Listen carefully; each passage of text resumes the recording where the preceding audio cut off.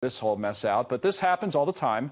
As Chad says, it almost seemed too good to be true. But the president, he's been hearing it. He's been hearing it from his base, whether it's on television or directly, and he's not going to sign this bill. What do you make of it? Well, I think the Republicans are going to have to live with the consequences of not doing their job over the last 2 years in giving the signature item to the president in getting that border wall funding. Right. For the markets, for those looking at this, understand that the overwhelming majority of government is already funded and will continue to work in its full function.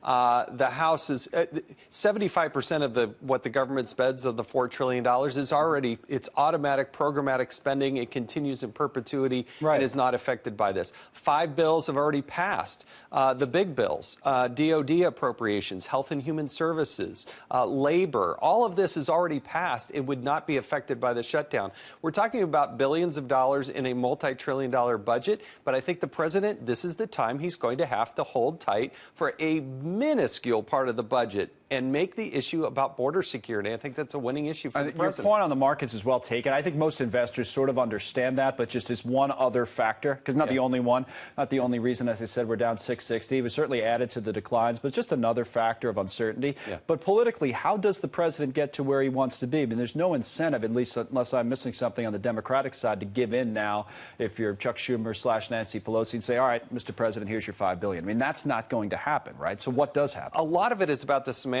of calling it a wall. To secure the southern border is something that is widely popular. It's not a surprise. This president ran on that issue. But, you know, to be fair, who called it a wall? I mean, yes. You know what I'm saying? And the president overstepped, rally, right? And he overstepped when he said that Mexico was going to pay for it. Of course. Right? Okay. And so, but where we are today, this is the last chance. And if he continues, he can still fund some numbers and scrape some money from other accounts and get it anyway. But I think what's very frustrating to members who fought and supported for this president is that they didn't actually vote. They're singing songs on the floor of the Senate, as we talked about. Yeah. And they let all these people off the hook by not voting and putting people on the record. Let's see who's where. Let's see who's really for protecting that border and for border security and who's not. Well, Put up those votes. You know where this is a bigger issue? I was just thinking while you were speaking, you were saying, well, for the markets, and they look at things in the big picture. If this threatens the president politically to the point, and I've heard people make this point this week, I guess, well, David Asman, among others, saying, is this your, read my lips type of moment?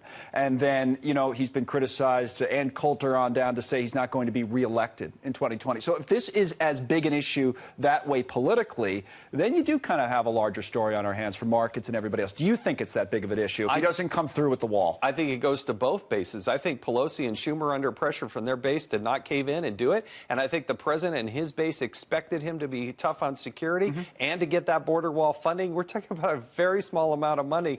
And so both bases are very much involved. But can he get reelected in 2020 without a wall being built as he promised? What has to happen for him politically? I think a lot of people in his base, I think the president can get reelected, absolutely. But I do think he can build the wall, even if he went with the existing funding levels. But at the same time, I think they expect him to fight for this. Can you do that? I mean, that's what Chad was just on talking about this. I should have asked him again, but I've heard he's been talking about it this week. You need as he puts it, the consent of Congress for some of that when you move money around. No, no, not really. I just put up on FoxNews.com. I just put up an opinion piece. If you go look at that, explain how about hundreds of billions of dollars are appropriated but not authorized by Congress. And if you have something where you don't spend everything in an account, you can give notification to Congress that you're moving money.